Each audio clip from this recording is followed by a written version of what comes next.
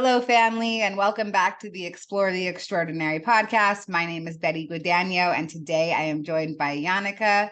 And Jannecke is a podcast host. She has a platform, Wisdom from the North, and they have online courses, and she's very immersed in the spiritual community, and her YouTube is amazing, and all of her links will be below in the liner notes of this. And we had an opportunity to have a conversation recently, and to repay the energy, I invited her on the IANDS podcast because, another opportunity to share more wisdom, fill in puzzle pieces. And so I'm really excited that you're here today, and I'm going to give you an opportunity to share your story. Thanks so much for your service to the community. Thank you so much for that lovely introduction and for letting me be a guest on your show. Wonderful work you are doing.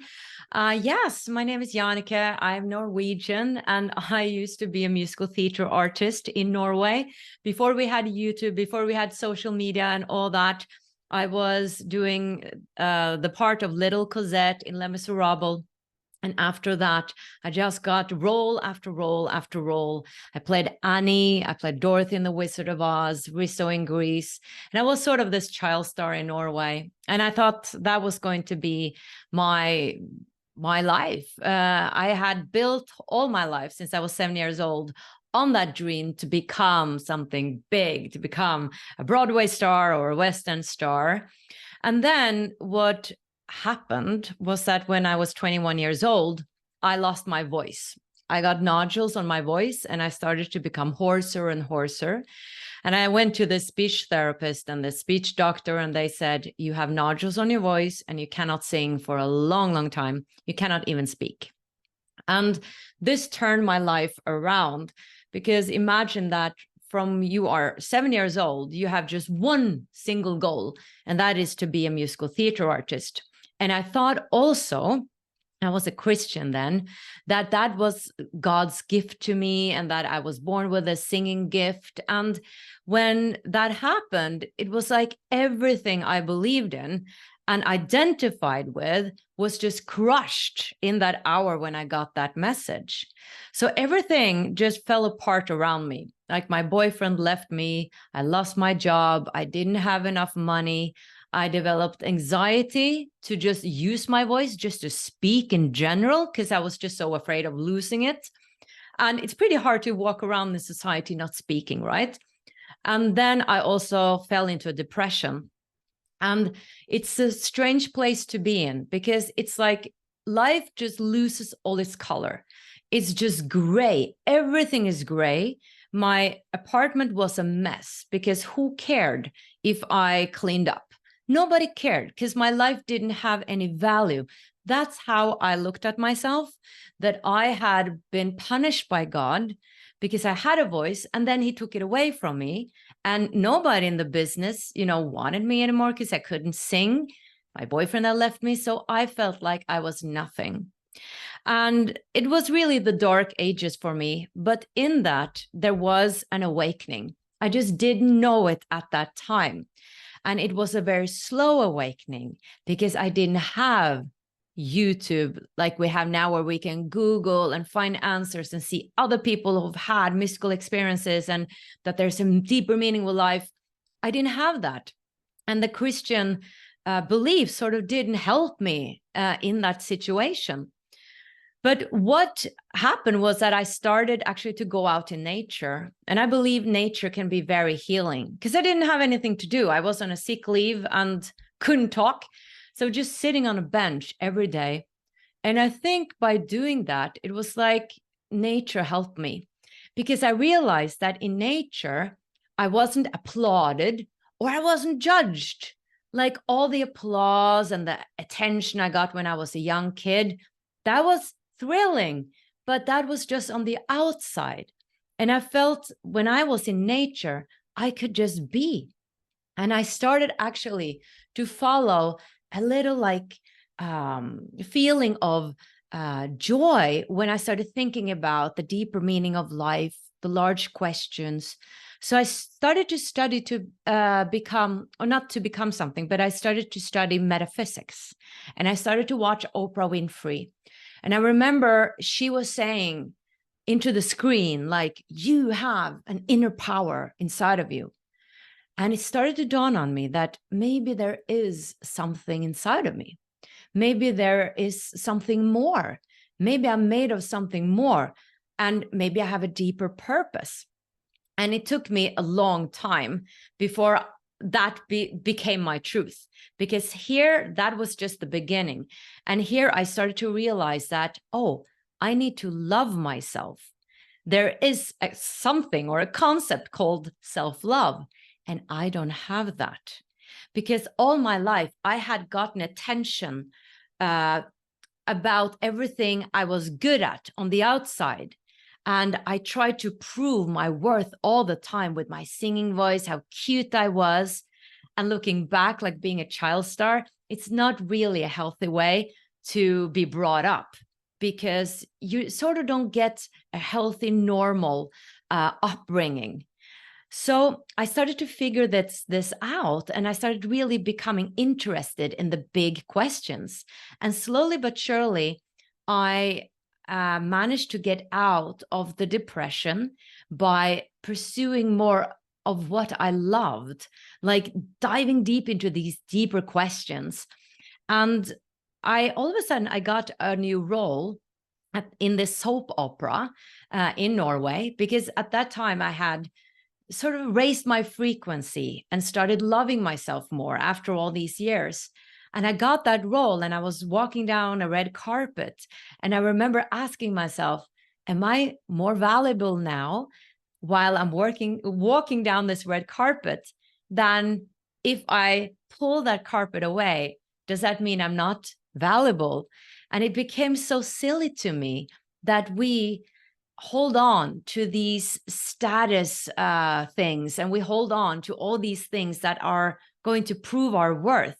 So I started to really realize that I am born valuable, and that's the truth of everybody else.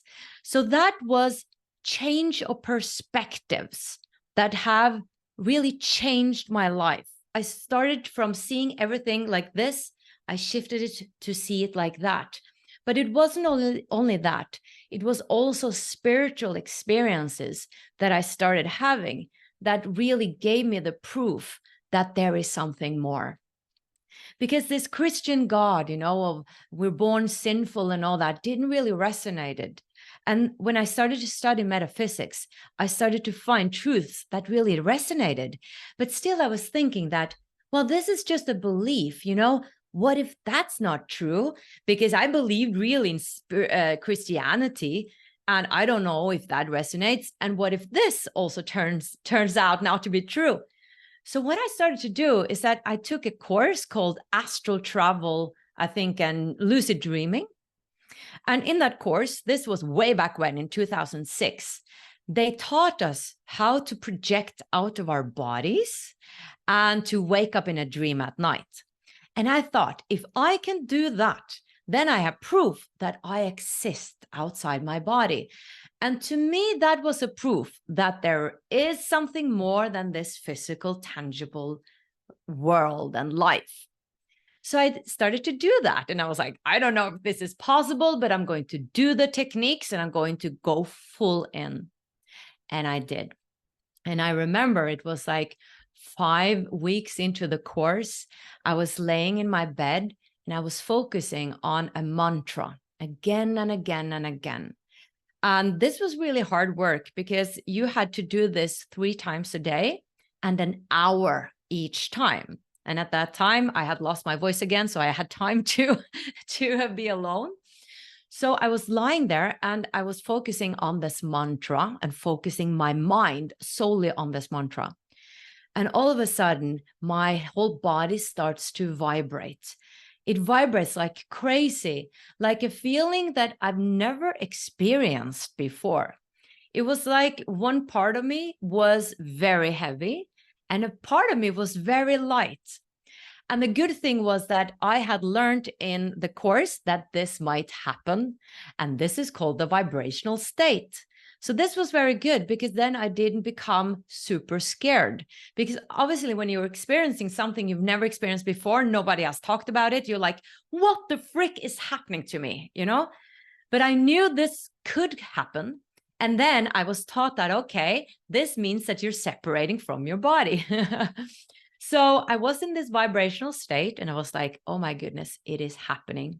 So what I did, and this was one of the techniques, I was rolling over to the other side. And what I actually was doing was that a part of me, a spirit body or the astral body, I don't really know what it is, and we call it different things, but it was sort of another part of me where my consciousness was, that was rolling out of my physical body. And I was all of a sudden finding myself standing next to my body.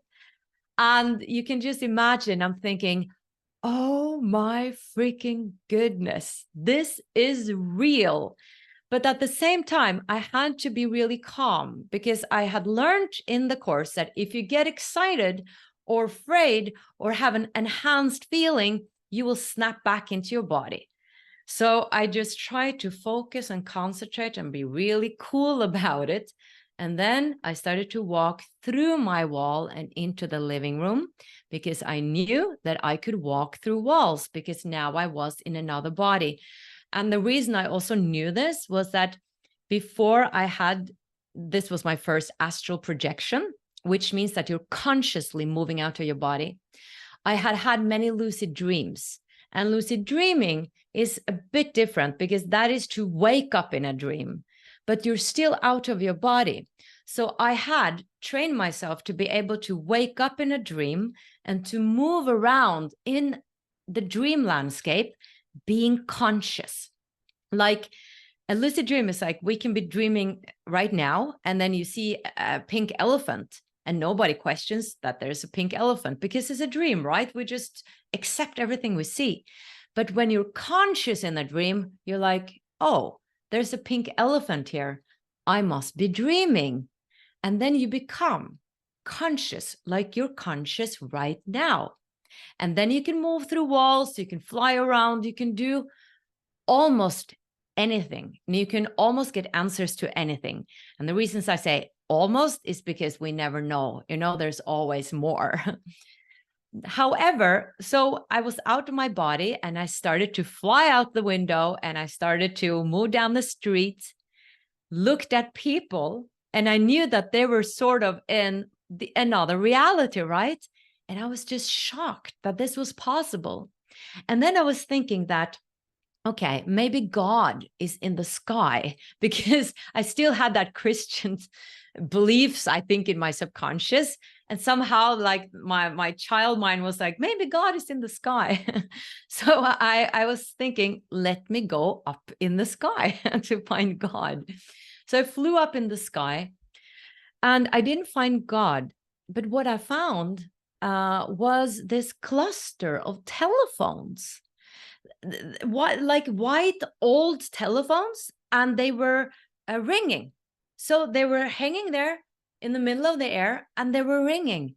And what I sort of interpreted and heard or knew, I don't know, at the same time, was that these were prayers from people from all over the world. And it was like, I didn't see a hand pick them up, but I sort of got the feeling that all these telephones were picked up by something. All these callings were heard. That was sort of the message that came across. So I saw the picture and I sort of got a knowing that all these prayers are heard. Nothing is in vain. No prayer ever is not being noticed. And at the time, I didn't understand. And at the time, I was sort of disappointed.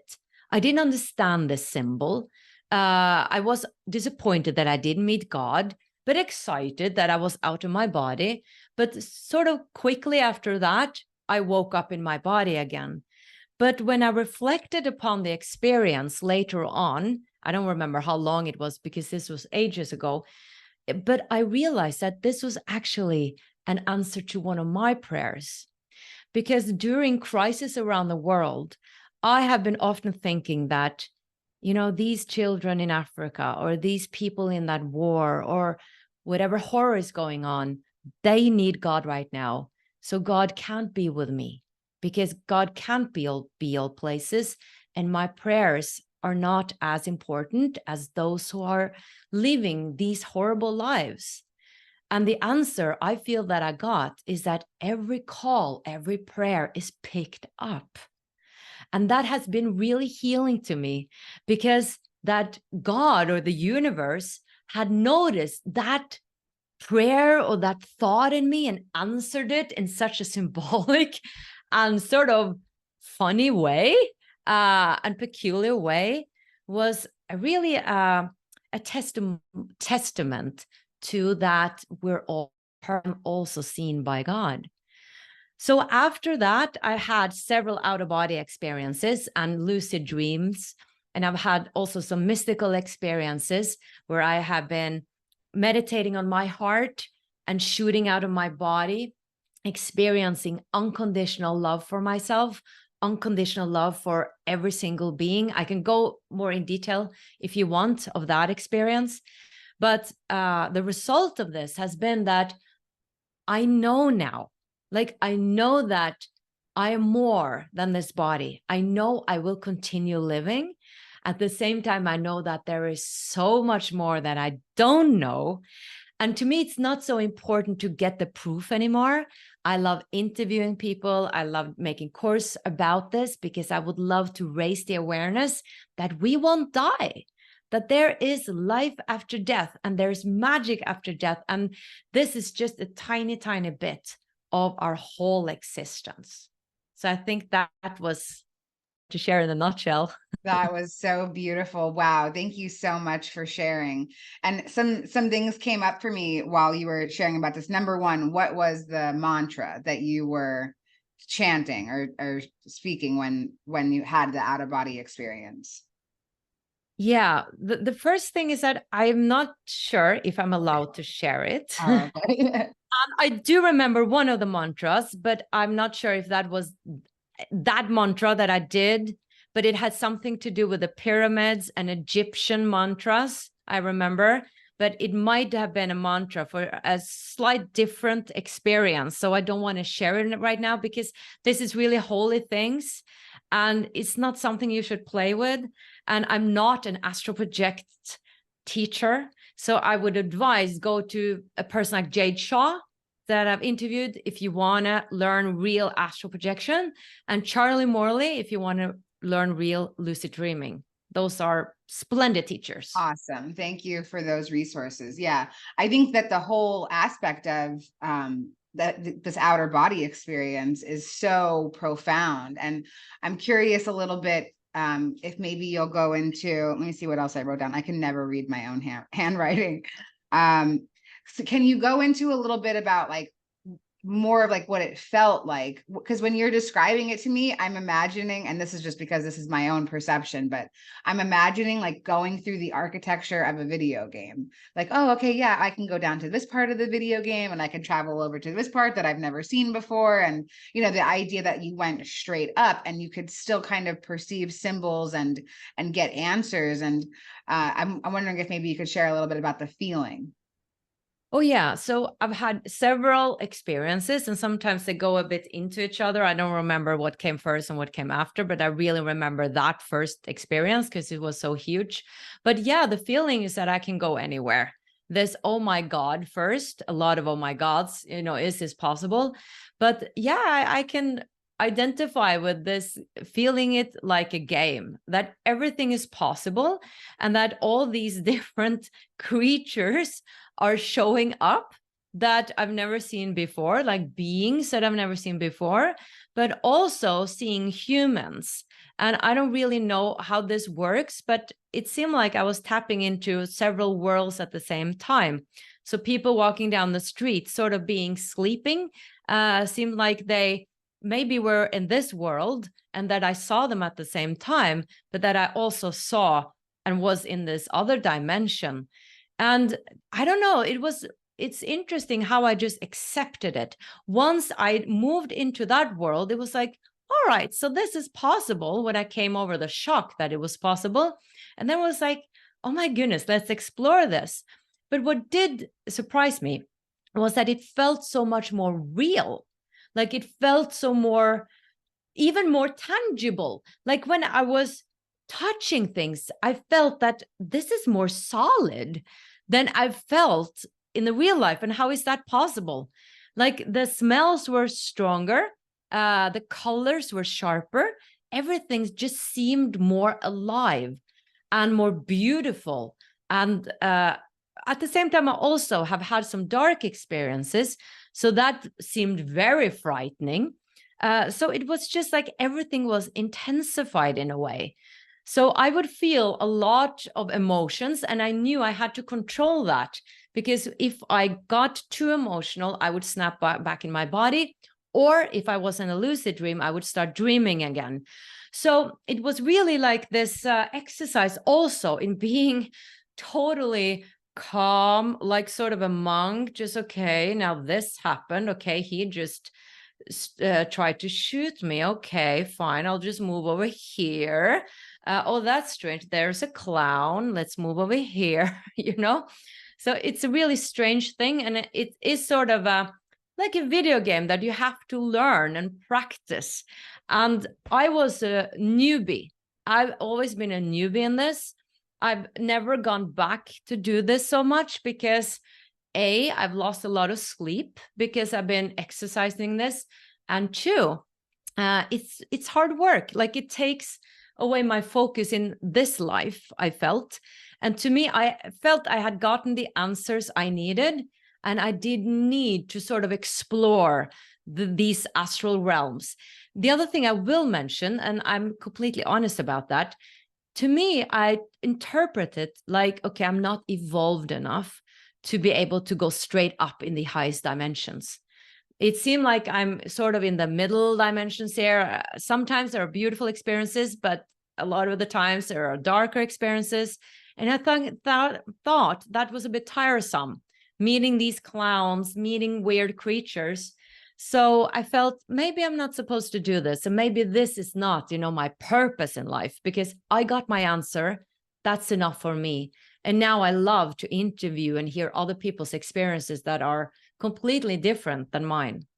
Wow, I love that reflection so much, because it really is about being here. Like how do we find the willingness to be here on earth when we know that there's so much more going on? And I love that reflection that you got your answers. And a lot of what you're saying also is like, really advanced. I mean, that's the way that I'm feeling it, like your willingness to surrender to a moment, like to surrender to the experience. That's a lot.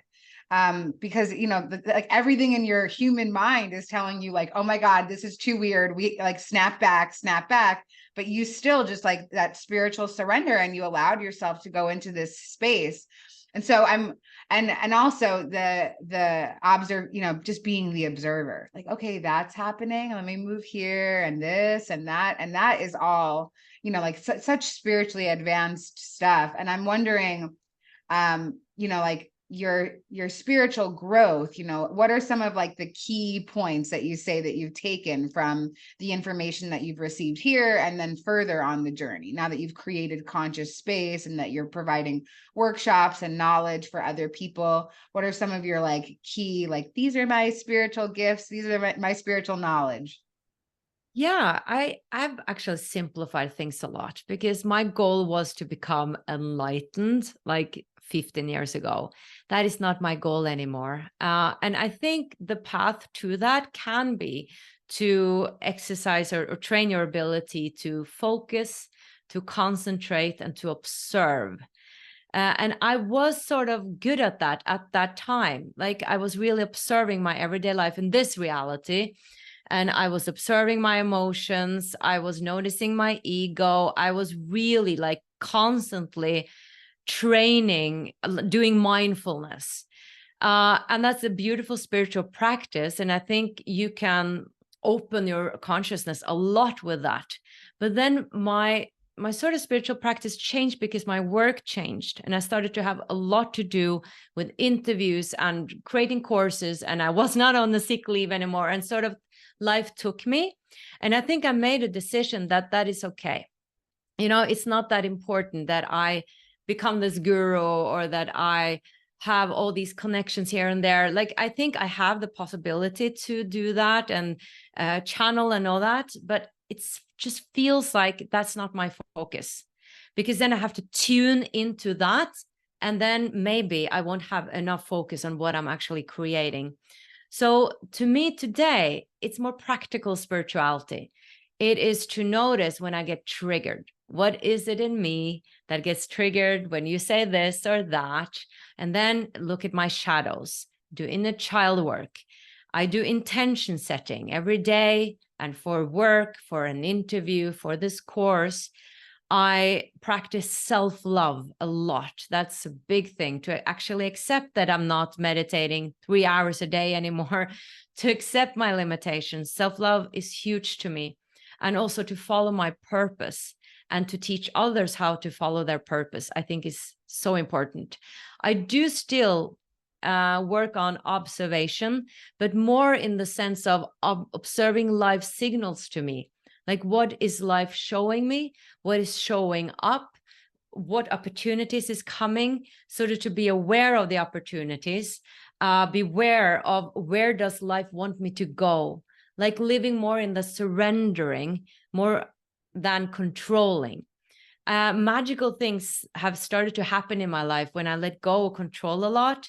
And for instance, I've been running a YouTube channel for 11 years, and all of a sudden I just stopped doing videos there, and it plateaued. And then in March, I was watching Alex Ferrari on YouTube, and something happened in my body. I was like, oh, I want to do interviews again. And I could have easily just, oh, that was just, a feeling. But then I've trained myself to trust when I get those, then I know this is coming from a higher self or a deeper self. And now I'm fully back on YouTube. And obviously my spirit wants me there to do some more work. I thought I was done on YouTube. So that is something that has come along with everything I've been doing, like following those intuitive hits. So there's obviously many more things I could mention, but that's sort of the most important thing for me now. Yeah, I really love that so much, because what I'm hearing you say is that your purpose can change, and that can be okay. Like from, moment to moment, and following your intuition. What are some of the tools that you use, or have used, to kind of develop this relationship with your intuition? I feel like a lot of people don't know if it's an intuitive voice or if it's an egoic voice, and how do you discern between the two?